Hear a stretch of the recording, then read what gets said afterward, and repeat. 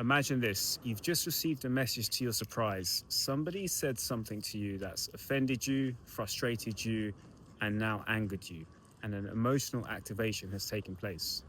This is a very common scenario I come across. And to deal with a scenario like this, there's two mechanisms you should be leveraging: shortening and lengthening. Let me explain.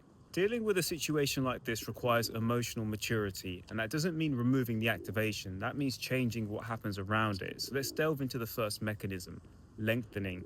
This is the space that occurs between the trigger and your usual reaction. In that scenario, your instinct might be to reply straight away, create a reaction, loss of control, immediate response.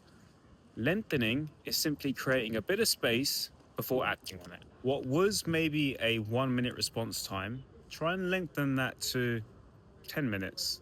Next time around, an hour, then a few hours, then a day. I think you know where I'm going with this. So over time, that gap becomes bigger, and in that space is where you're able to collect yourself. So what's some practical guidance on how to lengthen that time? I would say firstly, when the event occurs, take a few deep breaths. You need to calm the nervous system down, take it out of that mini fight and flight response.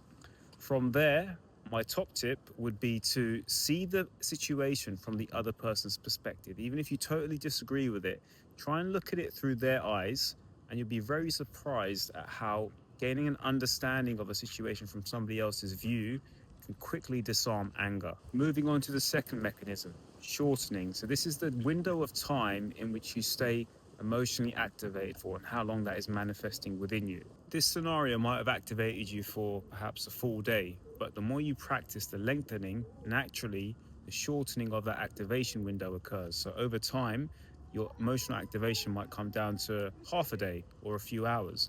The emotion still is there, but it just doesn't live in your system as long. It's in these spaces where the emotional and behavioral changes really occur. The space between the event and your reaction, and the space between the event and you returning to baseline.